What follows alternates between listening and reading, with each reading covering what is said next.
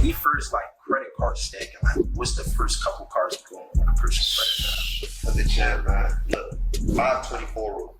You're gonna always go to Chase first. Chase has a rule called a 524 rule. If you have 5 credit card accounts open within the last 24 months, you're gonna automatically get denied. That's why we always go to Chase first. The next one that you want to tap into that has a little higher restrictions is Bank of America. The other one that you want to tap into, I'm dropping too much for man. This is my whole business strategy now. American Express. American Express is leading, especially if you're over 700. You're gonna be able to get 3 credit cards within that same night. I've done this multiple times at 2 a.m. I got testimonies on my page, with my mentees have done it at 2 a.m. You want to get this situated. Notice how I said 2 a.m. With that being said, American Express, the cards I tell you to go for is American Express Gold. Don't tap into the platinum. You said give it 90 days. Blue Cash or Blue every day, right? If you're going with business, Blue Plus business, right? And then you want to do the green card. The green card, you can do either business or personal. Those are already going to give you 2 cards with no preset limit.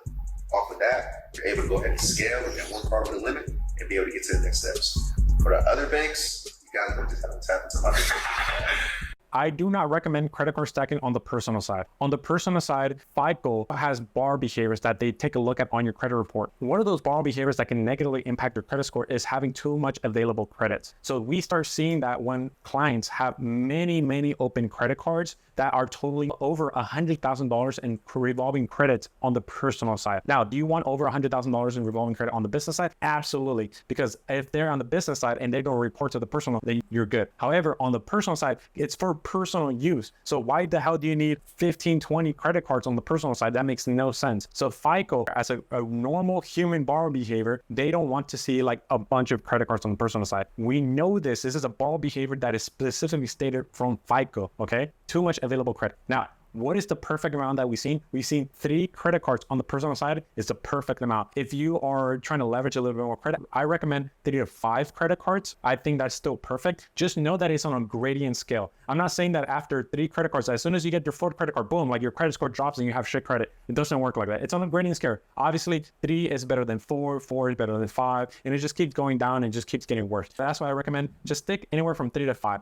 Anything below 3, it can be considered the next borrower behavior that FICO will show up is having too little available credit or not having enough accounts or not having enough experience, right? So you want to go ahead and just have anywhere from 3 to 5 on the personal side and choose the financial institution that he talked about, Chase, Bank of America, right? I highly recommend just have personal credit cards with Chase, to be honest with you, because that's the #1 financial institution in America. It is the biggest bank. They're backed by over $3 trillion.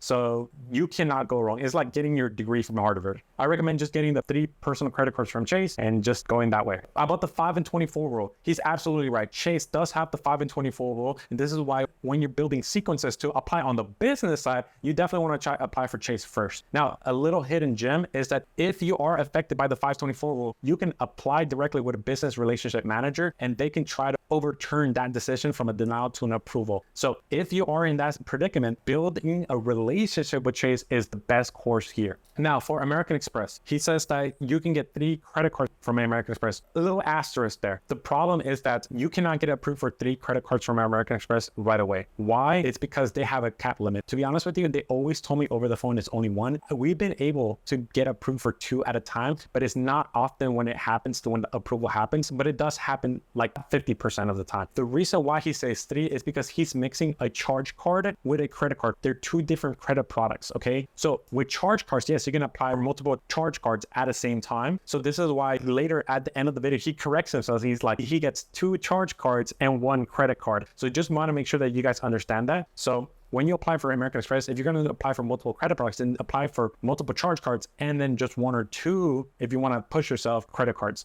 And then he said that he applies at 2 o'clock in the morning. Again, this is a myth. There's no real confirmation on this, but many people believe that if you apply late at night in the, like 2 o'clock in the morning, what you're doing is that you're applying when there's no underwriters available. So you get just the software, which is the automatic underwriting software. But that's what you get when you apply anytime, because if you apply online, you're only getting the automatic underwriting software anyway. This is how you get an instant improvement in 30 seconds, right? There's no way that a human being was able to take a look at your credit report, analyze it, and underwrite you in 30 seconds. That's not possible. Again, I don't really do the 2 o'clock morning thing. I don't do it. This is also true. Like a lot of people say this about Navy Federal. But again, if you actually have a solid business and you're applying for business credit, then just apply with a business relationship manager. You'll get better funding deals. You'll go through the verification process a lot easier because they're verifying you face to face, right? That's what I highly recommend. Overall, this is a great video. It's great to learn this. However, there's a lot of things that he missed out. So I hope this helps you guys. I'll see you next time.